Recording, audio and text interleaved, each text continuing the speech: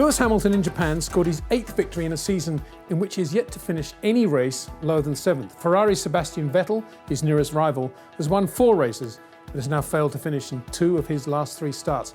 That is the stark reality of the 2017 FIA Formula One World Drivers' Championship. But of course, it's never that simple. It's too easy, for example, to pigeonhole Lewis's drive at Suzuka as yet another one of his classy performances, dominant in the best car. That would fail to detail his phenomenal balance of brake, steering and throttle for lap after pressure-filled lap, up through the S's at Suzuka. You see a Grosjean or a Sainz, reflexy drivers both, asking too much of their cars as they try to flick them back onto line, confident that their car control will cover the moment. And then you see them hit the tyre walls.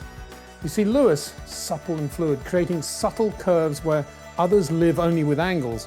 You see him near the top of the hill, before the long left at Dunlop, always with enough room in which to play, not because that is his chosen line, as if it's only about an apex or a clipping point, but because he has perfectly manipulated the car all through the preceding corners, differently each lap, adapting to the changing feel of the fuel load, tyre wear, surface grip, and of course traffic-induced turbulence. It was close, as I say. The Red Bull RB13 was the better chassis. Lewis had a power advantage.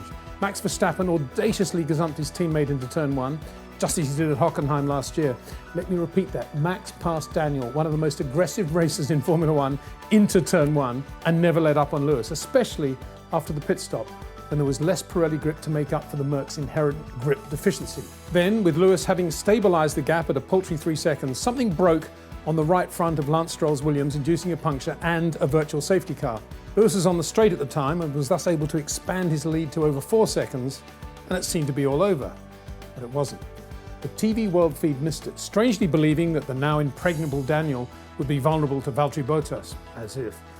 But at the front, we had the moment of the race. For Lewis had Felipe Massa and Fernando Alonso ahead of him, a lap behind, and passing them was always going to be well nigh impossible.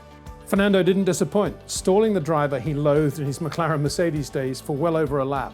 By the time Lewis was in free air, Max was right in his mirrors, pushing Lewis into what he hoped, on cooler tyres, would be a brake lock-up or an acceleration flick. Lewis focused like he's never focused before, drove the perfect final lap and crossed the line to win by the margin of 1.2 seconds. It was one of the best races of the season on the season's best circuit.